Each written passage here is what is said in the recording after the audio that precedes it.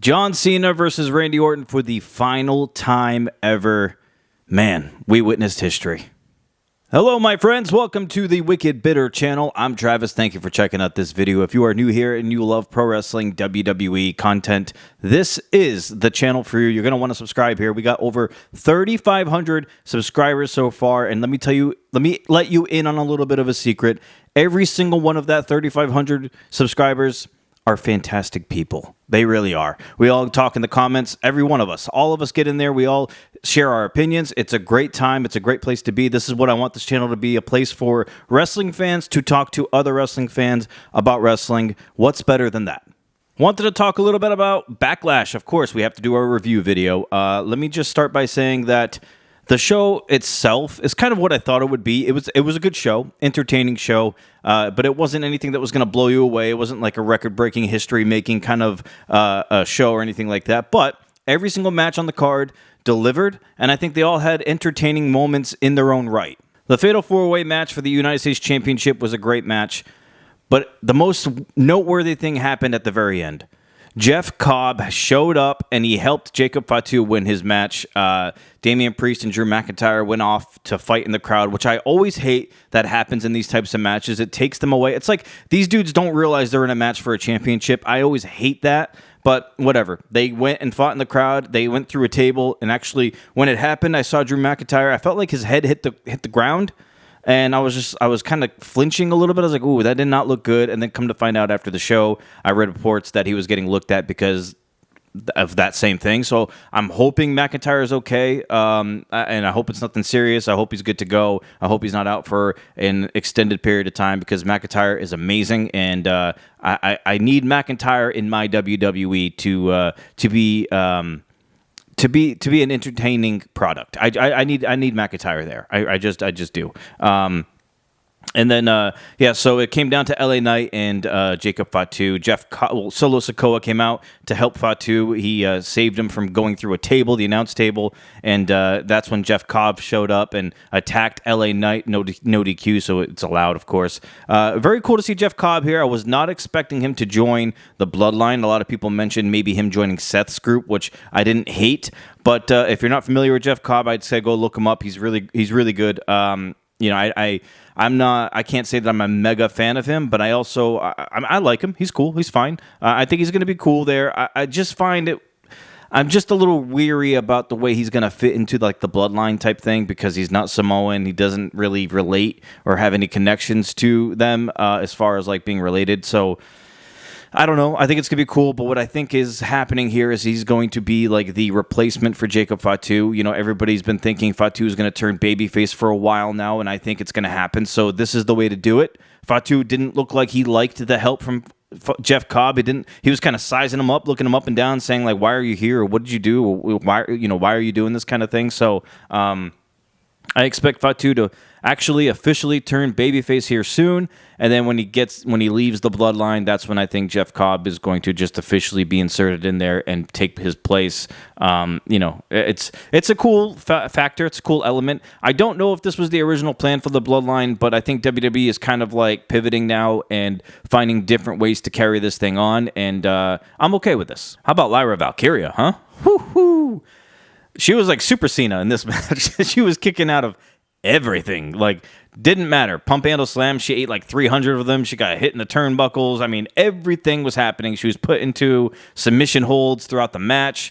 She was made fun or attacked in front of her own fiance sitting front row. I mean, Becky put her through the ringer. And Lyra Valkyria ends up coming out on top in this match. I had predicted Becky to win because I thought it'd be interesting to have Becky as champion, as a heel champion, and Lyra chasing her as the babyface, which I'm happy the way they did it, though. I'm okay with Lyra winning because this is what the goal was supposed to be. This was supposed to be ultimately putting Lyra over as a babyface so the crowd could love her, getting a big win over a legend like Becky Lynch. This works beautifully for Lyra Valkyria. And also during the match, I noticed that the fans were chanting, "Let's go Becky, let's go Lyra." So even though it was split, it's still a good sign that people were chanting for Lyra instead of everybody just chanting for Becky. So this is a very good sign. Happy for Lyra. It was a great match. And I want to see where we go from here. I don't think this is over. I think Becky Lynch is still going to chase Lyra. And, of course, I've seen reports of Lash Legend getting called up to be Becky's, like, muscle or lackey or whatever you want to call it. I don't want to say I love that idea, but I don't hate it either. I like Lash. I just rather have seen Lash and Jakara be a tag team in the main roster first. But if this is the route we're going to go, if we're going to get Lash on the main roster this way, I'm okay with it. And then by doing that, of course, you got to assume Trick Williams has been rumored to be called up too. It looks like he's probably going to go to Raw if Lash is going to be on Raw. We get the Dom and Penta match. I had originally thought this was going to end like in a DQ type situation so that Penta doesn't have to lose cleanly. I think WWE is doing a good thing here. Penta's popularity is through the roof. People love the guy. And usually when there's somebody like that, they try to protect him as much as they can by having him not lose. So I'm happy that they've made Penta a little bit more human and they make him lose some matches here. And it's always in a way of him getting screwed over so that it kind of protects Penta a little bit. I think even if he had lost cleanly, people are still going to love Penta anyway. But Dominic Mysterio wins this match. A couple of big things to note here. El Grande Americano got involved. That damn Americano. My goodness, he sticks his nose where it doesn't belong. I guess he had the metal plate in his mask, and he headbutts Penta with it while the referee was distracted by the Judgment Day. Dominic Mysterio hits the frog splash and retains the IC Championship. Look, I want Dominic to stay IC champion for a while. I don't want him to lose this title. Look, he got a huge reception when he won that title. I think it's deserved. I think he should have a lengthy run. I don't want to say like a year. I don't think it's going to be anything like that at all. But at least give him a few months, give him 3-4 months, 2 months, something. Give him a respectable reign here as IC champ. Because Dominic, whether people like him or not, he's the future of this company too. He's going to be here for a long time, and this was a big win for him. Happy for that. I think a big thing to note though is Finn Balor came out with a Dominic Mysterio shirt. I think all of this is kind of like a swerve here. And at the top of the stage, when Dominic was celebrating and talking smack to the camera, if you looked behind him, Finn Balor was like staring daggers into Dominic Mysterio, not celebrating, not cheering him on, not like saying, yeah, you're the man, nothing like that. But then it's always when Dominic looks at Finn is when Finn snaps into the whole, yeah, you're cool, man, you're cool. So I think the turn is happening soon. I'm very interested in the Finn Balor versus AJ Styles match on Raw because I feel like something might happen there too. I wonder if they actually have a straight up match or if some kind of shenanigans happen. I hate that word, but I wonder if something like that happens in that match. I still think Finn Balor and AJ Styles are going to be teaming up or pairing up here in a few, and I think it's going to screw over Dominic. You remember, AJ Styles said to Dom last Monday on Raw, whoever wins the IC title match, that's who AJ Styles is coming after. I had already said on another video that I think Finn Balor was going to help Dominic Mysterio beat Penta so he can remain champion, and then when it becomes AJ versus Dom, I feel like that's where Finn Balor turns on Dominic and he helps AJ Styles win that IC championship. So if that happens, remember me. Gunther versus Pat McAfee delivered. I was surprised. I actually thought Pat McAfee was going to get crushed in this match. And generally speaking, yeah, he did. But he didn't go down without a fight. Or actually without some help either. So I'm happy the way this match played out. I thought this was going to be a squash. I thought it'd be a quick match. But it was actually very drawn out with some drama in here. And I loved it. Gunther looked like a monster. He looked like a beast. Michael Cole wouldn't shut up at the announce table, which I thought was kind of annoying at times, where he kept like yelling and trying to be animated so that the fans could see that he was animated, saying, end the match, you got what you want, what does this prove, whatever. He just kept doing it over and over, and I was just like, all right, cool, we get it. But he kept doing it, to the point where Michael Cole took off his headset and tried to get in the ring and help Pat McAfee, which I thought was wild. Gunther looked like he was about to attack Cole a few times. Yes, this match was not pretty. Don't get me wrong. It wasn't pretty. There was a lot of clunkiness. There was a lot of awkwardness. But I liked it, though, because it made Pat McAfee look helpless. It made him look like he was not professionally trained. It made him look like he was just straight up a guy sticking up for his friend against a professional dominant wrestler. That's what I liked about it. I think it played perfectly. It would have played differently if like the wrestler against Gunther was like a skilled, like fine-tuned wrestler, because then it just looks like a wrestling match. This looked like an actual fight. This looked like Pat McAfee was trying to stick up for his friend, a guy, just a guy sticking up for a guy. And I thought this worked out beautifully. Pat McAfee almost won it it a couple of times. When Michael Cole held down Gunther's foot when Pat McAfee was pinning him, I was like, no way. But Gunther ends up kicking out of that. A couple of moments, I thought Wade Barrett was going to get in there and kind of help Cole. I was like, dude, are we going to get a Barrett versus Gunther? Is this what this is setting up to be?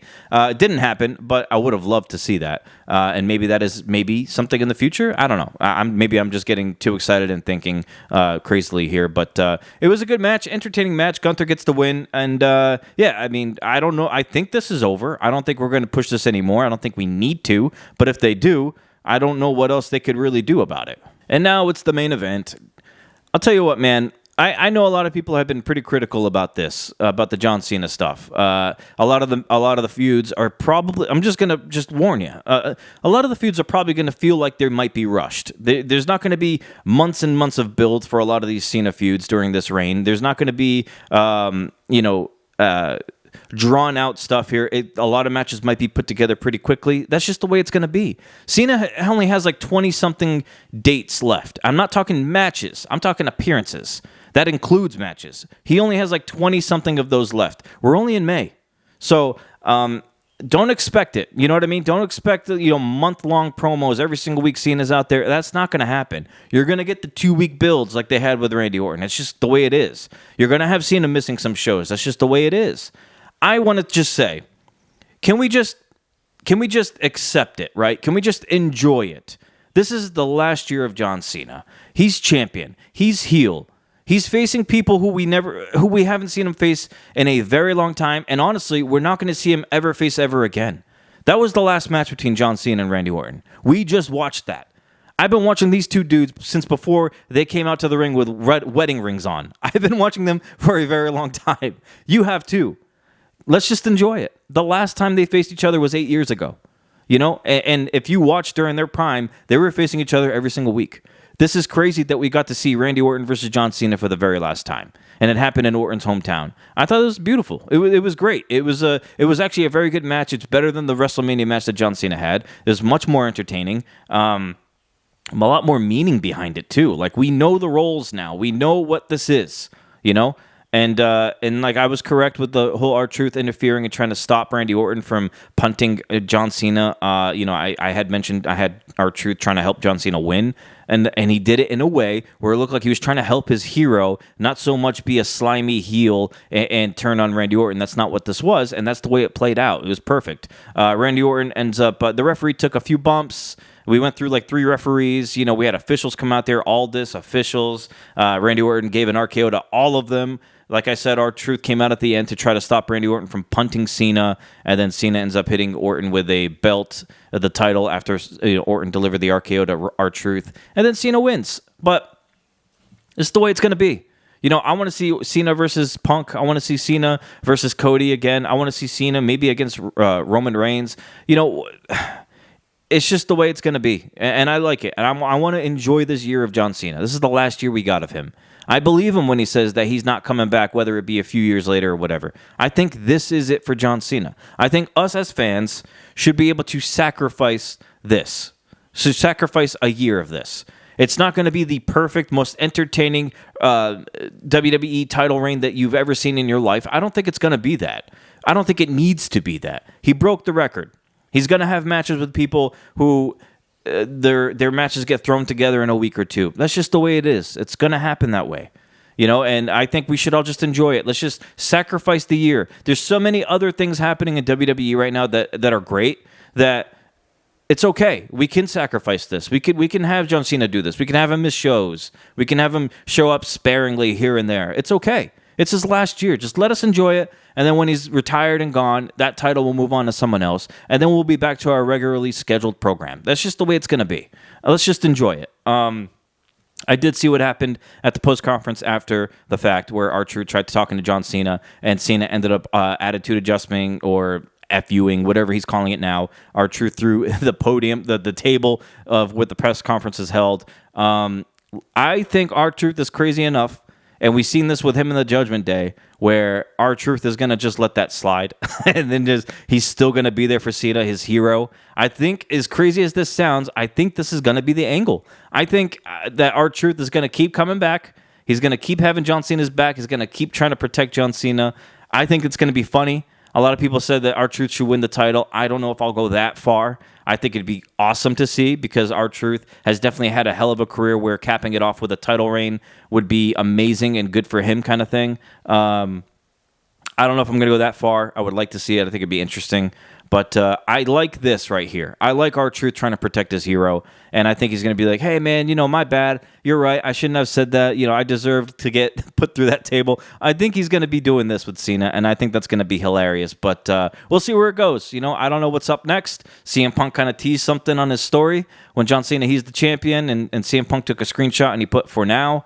Maybe we get that soon. Let's just enjoy the ride of what we got. All right, my friends, that is it for now. I appreciate all of you for checking out this video. Please like this video. Please subscribe if you haven't yet. It's a great community here. We got content coming out every single week. You're not going to want to miss it. I got plans for this channel. I've been saying that for a little bit. It takes a little time getting things set up, especially when you got a lot of hecticness going on outside of the videos. So bear with me. I'm still putting up stuff every single week. I love hearing from you. So please leave it in the comments how you felt about the show, what you think is next, things that you didn't like, all that kind of stuff. I love to see it all. Send in your emails if you would like me to read them on the next video. wickedbittermedia@gmail.com. Until we yeet again, my friends, I will see you on the next video. And as always, stay bitter.